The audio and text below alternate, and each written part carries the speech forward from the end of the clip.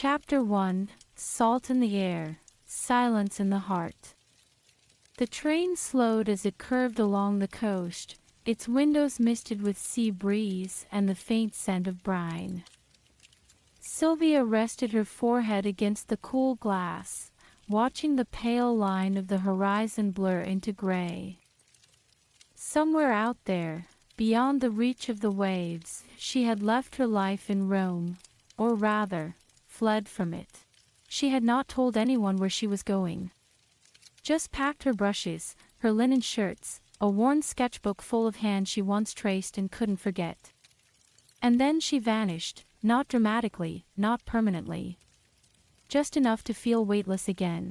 The town appeared like a sigh between the cliffs, terracotta roofs, stone walls softened by sea wind, and narrow alleys that leaned toward one another like old friends. It looked like a place untouched by time.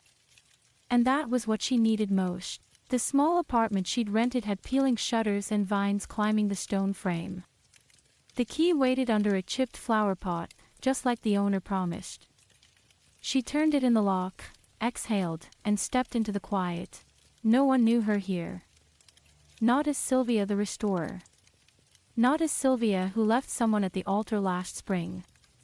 Not as Silvia who still cried in the shower some mornings, though she could never name the reason. She was simply a woman with salt in her lungs and nowhere left to run. Chapter 2: The Man Who Listened to the Sea.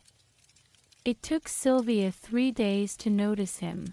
She had spent her mornings restoring faded frescoes in the old chapel by the cliff, a commission arranged quietly by the town's historical society, glad to have someone young and skilled enough to bring color back to their sleeping saints. In the evenings, she wandered the cobbled paths with her sketchbook, drawing whatever stilled her mind, the curve of a broken bench, the twisted branches of an olive tree, the light flickering off the surface of the water. It was during one of these walks that she first saw him. He sat alone on a bench facing the sea, long after the town had grown quiet. His posture was upright, elegant in a way that felt out of place here, like something from a different century. A scarf around his neck, linen shirt unbuttoned at the collar. His hair was silvery dark, combed back neatly.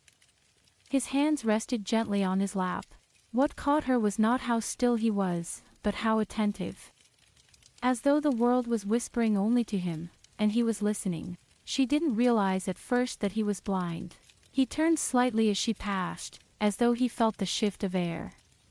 His face, sculpted and distant, tilted toward her footsteps. She froze, struck by the quiet presence of him. Then he said, in a voice both soft and certain, "You walk like someone with paper in her hands." She blinked. "Excuse me, sketchbook," he added, with a faint smile. "I can hear the spine of it tapping your thigh." Silvia's cheeks flushed with a warmth she couldn't explain. "You're very observant." "I have to be," he replied. "I lost the other kind of seeing some time ago." She stood still, unsure what to say. The silence stretched comfortably, not awkward, but suspended. "Shared. I didn't mean to intrude," she said finally, taking a step backward. "You didn't." His voice was lower now, almost like an invitation. "This place is for those who need to be alone, together." The next evening, he was there again. And the one after that. Silvia began to time her walks by the light in the sky and the quiet expectation in her chest. They spoke in fragments. She learned that his name was Milo, and that once, long before the accident, he had been a conductor.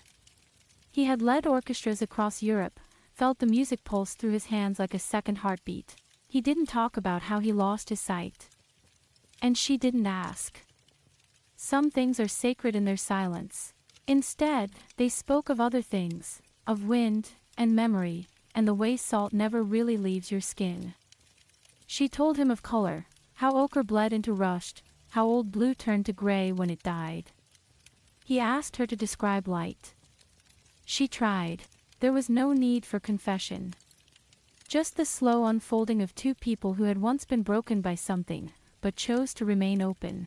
One night, as the sky cracked open above them with rain, neither of them moved. Milo tilted his face to the sky. "I love storms," he said. They're the only time the world sounds as chaotic as it feels. Silvia looked at him. Wet hair clung to her face. Her clothes were soaked. But she couldn't look away. Neither of them spoke of what was building between them. Not yet. But it was there. In every pause. In every brush of wind. In every drop that slid slowly from the corners of their mouths and could have been mistaken for a kiss. Chapter 3. The sound between their voices. The following mornings felt lighter. Silvia couldn't explain it, but something inside her had begun to shift, gently, like soft clay warming in her hands. The weight she carried from Rome hadn't disappeared, but it no longer pressed on her so heavily. There was space now. Room for breath. For music. For Milo. They never arranged their meetings. She simply walked the stone path as the sky blushed with evening, and he was always there, listening. Sometimes they sat in silence, letting the sea do the talking. Sometimes she read to him from her notebook, lines of description, overheard conversations, questions she never dared speak aloud before. He listened like it mattered. Like her words had weight and shape, and he could see them. You describe the world as though it's made of skin, he told her one night. She laughed. Maybe it is. Texture stays longer than form. He smiled faintly, and turned his face toward the sound of her voice. You say things that make me see again, just differently. She felt her breath catch.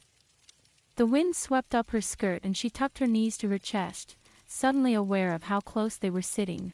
Do you miss it? She asked softly. Seeing. Milo was quiet for a long time. Then, I miss what I never noticed. The things I didn't pay attention to. Not the grand views, or colors. But the way someone reaches for a glass. The way a woman brushes hair from her face when she's thinking. I wish I had watched the small things more closely. She looked at him, at the outline of his jaw, the soft creases near his mouth that deepened when he smiled. There was something unbearably intimate in the way he said a woman, and didn't specify which. She wanted to ask if he was picturing her. She didn't.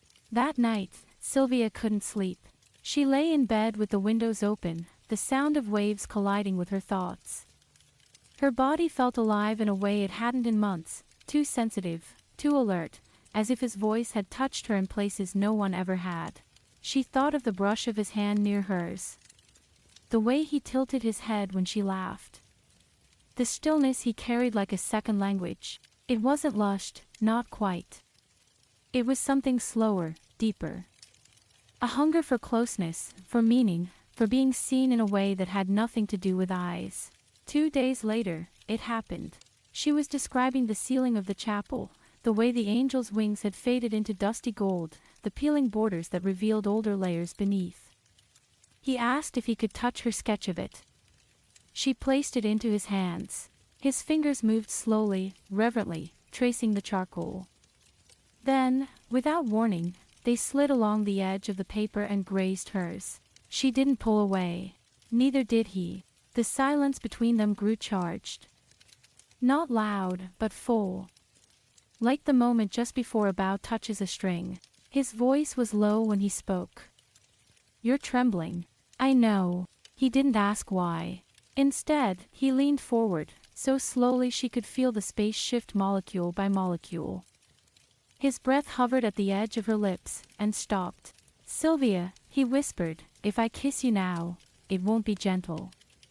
I've lived too long in silence. I don't do halfway anymore. Her reply was a breath, a single word that wasn't really a word. Yes. The kiss wasn't soft. It was slow, but not shy, as though he had memorized her without needing to see. His hands held her face, not searching, not tentative, but certain, as if he'd always known its shape. As if it had waited for his touch. When they finally pulled apart, the sky had gone completely dark, and her body was warm with salt, wind, and wanting. She didn't speak. Neither did he. There was no need. Chapter 4. Old Stone, New Cracks. The morning after their kiss, the sea looked brighter. Silvia stood barefoot on her tiny balcony, her sketchbook in one hand, and a cup of lukewarm coffee in the other. The sky was wide and clean, with streaks of early gold that made the water shimmer like something living. But inside her, things were less still. She could still feel him. The imprint of his mouth. The quiet insistence of his hands. Not rushed. Not greedy. But hungry. The kind of hunger born not from lust, but from solitude, from the aching weight of time spent untouched. Her body responded to the memory like it was happening again. But more than that, her mind kept circling one question: what now? They had crossed a threshold. There was no pretending otherwise. But neither had spoken of what came next. She returned to the chapel after lunch, hoping the rhythm of restoration might ground her. The chapel was centuries old, worn by salt air and sun. Its walls were fractured, spiderwebs of time running through plaster, through pigment. She pressed her fingers gently to a faded cherub's cheek, whispering a silent promise: "I will bring you back." But her hands trembled. Milo hadn't called her that day. Not that he ever really did. Their meetings had always been wordless appointments, carved by habit and longing. Still, she felt the distance. A new silence inside the familiar one. That evening, he wasn't at the bench. She walked past it twice, slower each time, her eyes scanning the path, the rocks, the curve of the sea. Nothing. A strange tightness began to twist in her chest, not panic, but something close. Had she misread it all? Had he changed his mind? Had she frightened him? Then, as she turned to leave, she heard it, the faintest strain of music. Not recorded. Not distant. Live. She followed the sound through the small garden near the bell tower. And there he was, Milo, seated on a worn stone step, a cello between his knees, the bow moving like a whisper across the strings. She stopped, unable to breathe. The melody was low and aching. Raw. Not a performance, a confession. He didn't stop when he heard her. He didn't look up. But she knew he felt her there. When the final note fell into silence, he set the bow down across his knee and said, "I didn't want to disappear. I just needed to remember who I was before." She knelt beside him. "And who are you now?" she asked softly. He turned toward her, his eyes fixed on nothing and yet somehow seeing more than anyone ever had. "I don't know yet," he said. "But last night, I felt alive for the first time in years. And that scares me." Silvia's breath caught in her throat.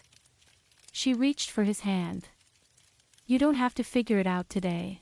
He didn't answer. Instead, he lifted her fingers to his lips and kissed them like a promise, one not yet spoken aloud. They didn't sleep together that night. Not yet. But their hands didn't part. They sat beneath the stone bell tower, side by side, her head against his shoulder, the cello silent between them, their breathing steady, shared. Outside, the tide rolled in, and with it, the first clouds in weeks. The weather was changing. So was everything else. Chapter 5: The Edges of Surrender. The rain came softly at first, a mist in the morning air, clinging to shutters and washing the dust from terracotta tiles. Silvia woke to the sound of it tapping gently against her window, like fingers urging her to stay in bed. But she couldn't sleep. Not after the way Milo had touched her hand beneath the bell tower, like it held something holy. Not after the way his voice had broken when he said, "I felt alive for the first time in years." She rose slowly, dressed without turning on the light. The quiet felt sacred. Sacred and fragile. The chapel was darker than usual, the clouds stealing what little light filtered through the high stained glass windows. She lit 2 candles on the altar and worked beneath their flicker, mixing pigments, scraping away centuries of neglect one flake at a time. But her hands were distracted. She kept seeing his face, not how it looked, but how it felt. She remembered the weight of his head resting against hers. The cello in his lap, like a heartbeat pressed between them. She thought she had come here to escape intimacy, the kind that demanded everything. But with Milo, it didn't feel like surrender. It felt like returning. That evening, she walked the winding path to the cliffs, though she doubted he would be there in the rain. He was. Waiting, unmoving, his cane resting against the bench, his collar turned up, his hair damp. "I thought you might not come," she said, softly. "I hoped you would," he answered. The way he said it, not desperate, not pleading, just truth, made her knees weaken. She sat beside him without asking. The rain had eased into a fine shimmer, barely enough to wet their skin. The sea below was gray and wild, the wind restless. For a while, they said nothing. Then Milo reached out, and she met him halfway. His hand cupped her cheek, fingertips cool but sure. He traced the line of her jaw, the curve of her mouth, as if memorizing her expression through touch alone. "I want to know what you look like when you're not trying to be strong," he murmured. She closed her eyes. "Then touch me now." He didn't kiss her, not immediately. Instead, he let his palm rest over her heart. They sat like that, her breath beneath his hand, the sound of rain between them. Then he leaned forward and kissed her, not like a man afraid of breaking something, but like a man who had broken himself long ago and was still learning how to feel. Later, in her apartment, she lit a single candle and guided him inside. There was no rush. No urgency. Just a quiet ache that filled the room like warmth from the flame. He undressed her slowly, reverently, each button, each inch of skin, a new chapter in a language without words. His blindness was not a hindrance. It was an intimacy of its own. He learned her shape by heart, by breath, by the hitch in her throat when his mouth touched the inside of her wrist. And when she finally lay against him, bare, trembling, undone, it wasn't fear she felt. It was release. He whispered her name like a prayer. She answered not with words, but with the arch of her back and the way her fingers gripped his shoulder like she didn't want to lose herself alone. That night, the rain didn't stop. And neither did they. But even in the fullness of that moment, a sliver of something cold crept in. Not from him. From within her. The knowledge that this trembling, beautiful, impossible thing, could not last. She didn't know why. Not yet. But the storm outside would not be the only one coming. Chapter 6. What the Wind Tried to Say. In the days that followed, time took on a different rhythm. Mornings arrived slowly, wrapped in the scent of sea air and sheets still tangled from the night before. Milo would wake before her, not by habit, but by instinct, and sit near the window, listening to the wind thread itself through the shutters, as if the world were composing something only he could hear. Silvia would watch him from the bed, silently sketching his outline in her mind. The curve of his shoulders. The silver streaks in his hair. The way his fingers moved when he thought no one was looking, graceful, restless, still echoing the shape of music. They made coffee, shared fruit, spoke little. And yet she had never felt so heard in her life. Their connection was fragile and whole all at once, like a crystal held in wet palms. But then came a shift. Subtle. Small. Like a chord played a fraction off key. It began with a name.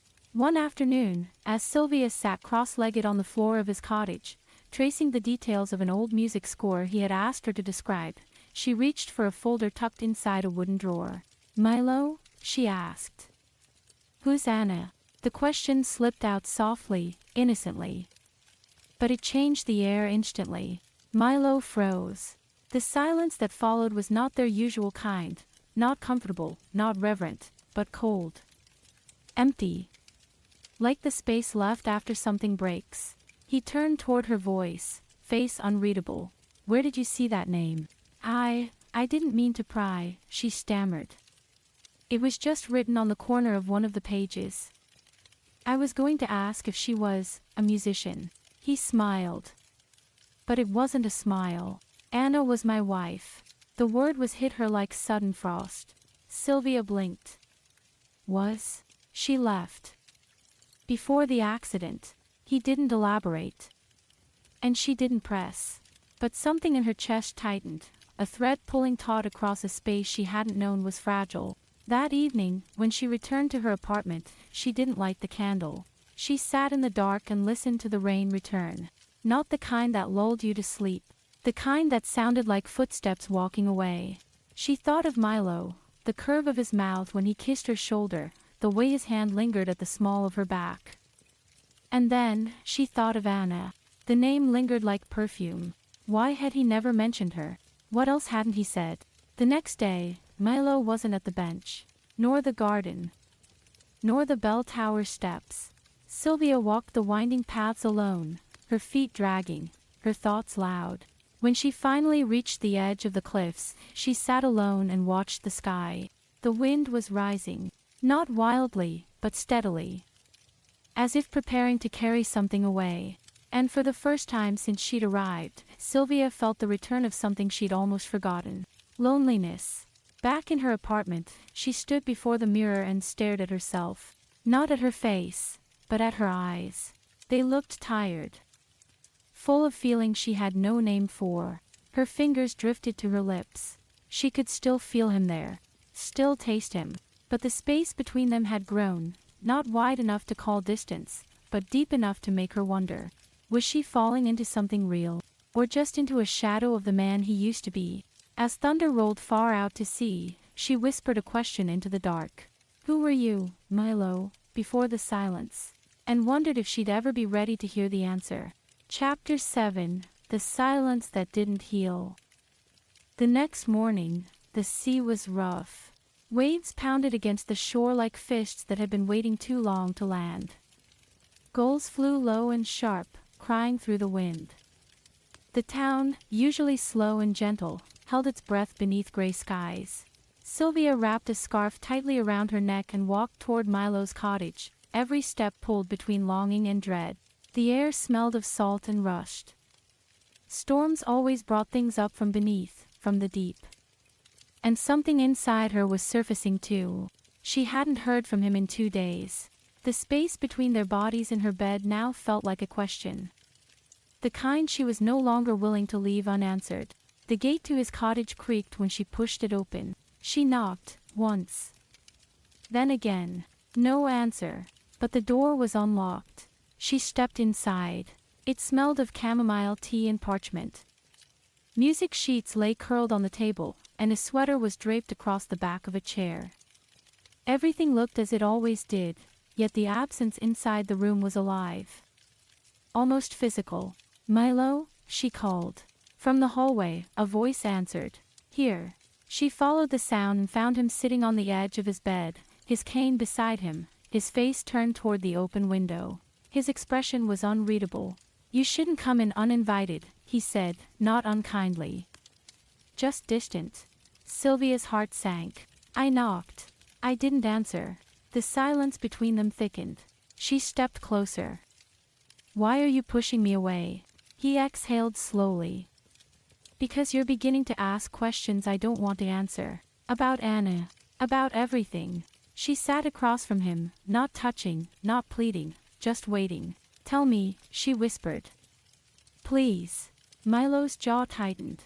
She left me a year before the accident. Said I had become more devoted to music than to her. That I didn't listen anymore. That I only saw the world through notes and timing. He swallowed hard. And she was right.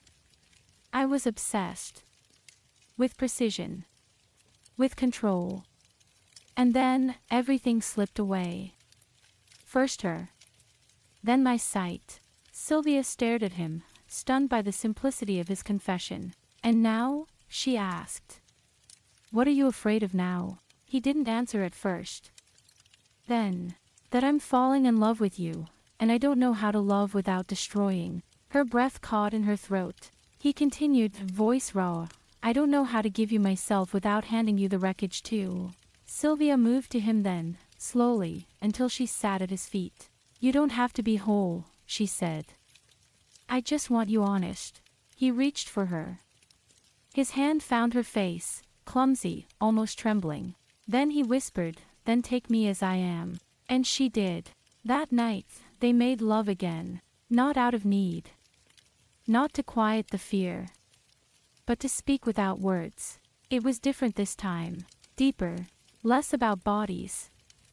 more about presence.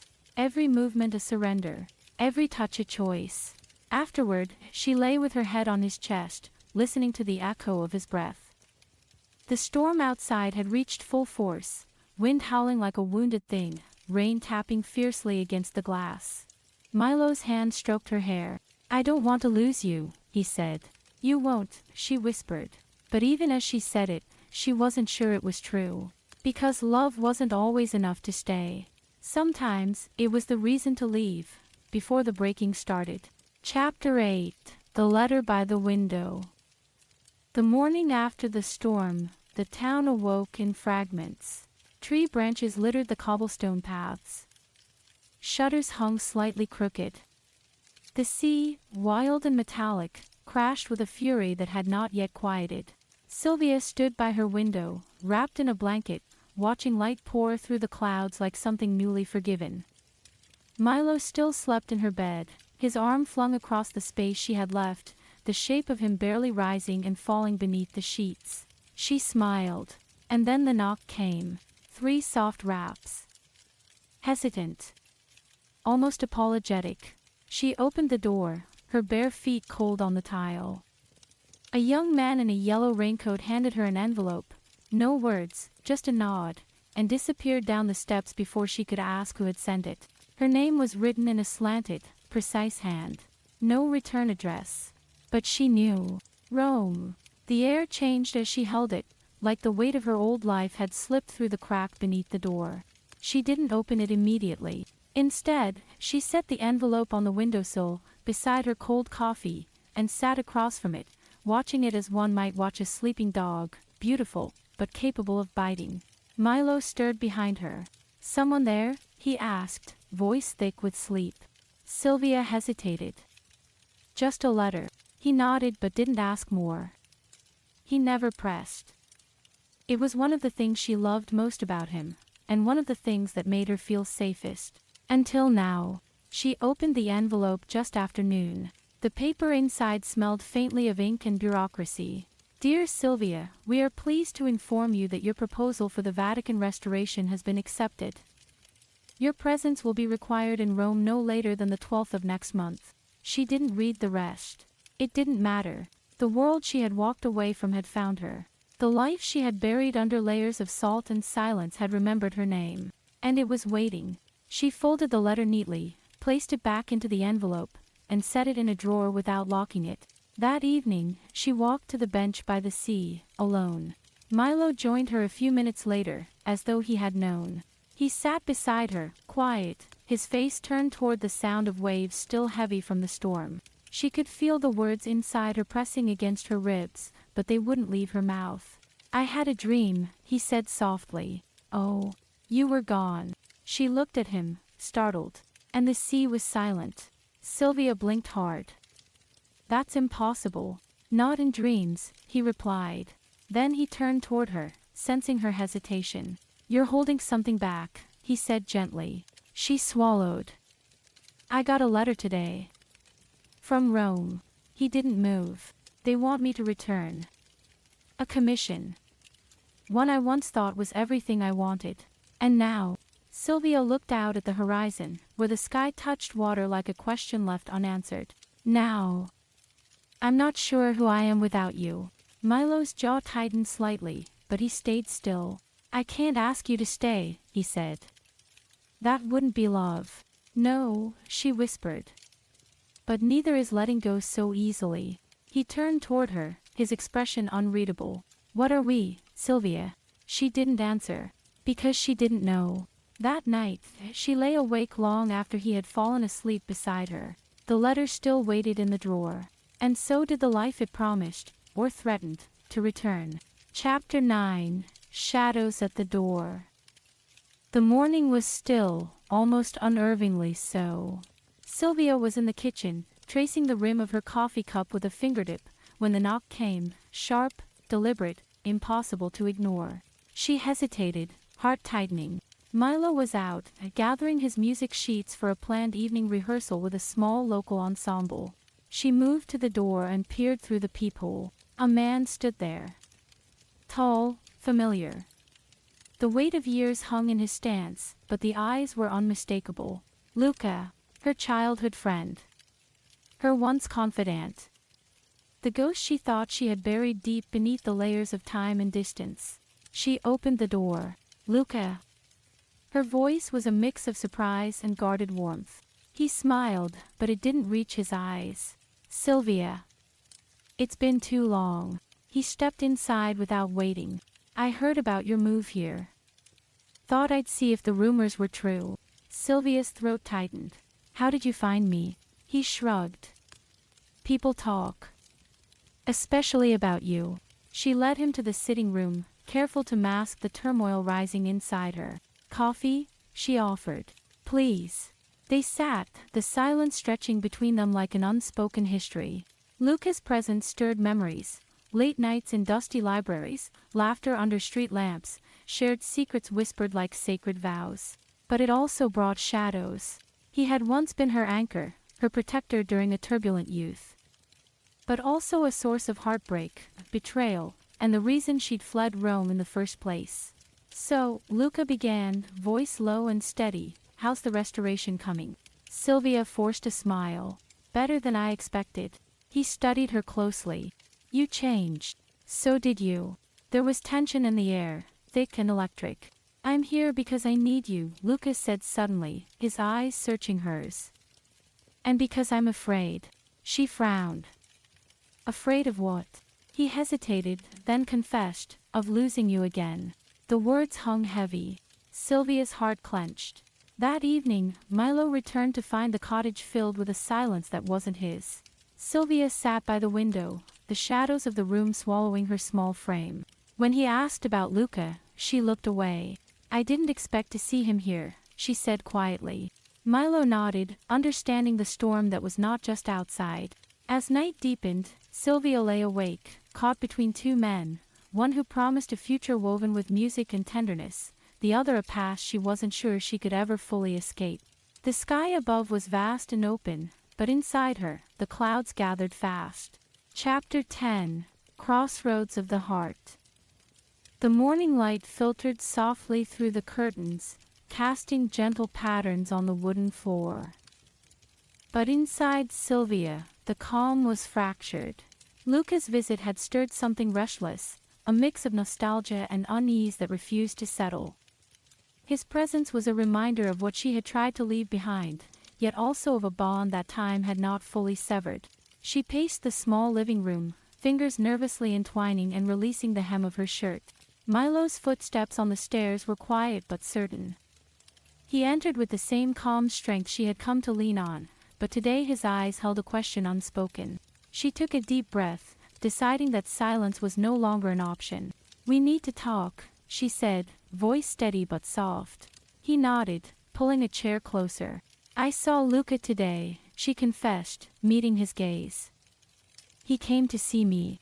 Milo's expression didn't change, but his hands clenched briefly on his lap. How do you feel about that? He asked gently. Silvia paused, searching for honesty. Conflicted. He was once my closest friend, but also a source of pain. I don't know if I'm ready to confront that part of my past, or what it means for us. Milo reached out, brushing a stray lock of hair from her face. I want to be here for you, he whispered. No matter what comes. Later, Silvia found herself alone by the sea, the waves whispering secrets only the wind could understand. The choice before her felt heavier than the salt air, two paths tangled in her heart. Could she forgive the past? Could she open herself fully to the future? Her fingers closed around a smooth stone, worn by time and tide. That night, Luca called. His voice was vulnerable, raw. Silvia, I don't expect to erase the past. But I want to try, to be a part of your life again, if you'll let me. Torn between the promise of rekindled friendship and the new tenderness with Milo, Silvia whispered into the darkness. I need time. As the sky darkened and stars emerged, Silvia realized that love was not a destination, but a journey through shadows and light, a journey she was only just beginning to understand.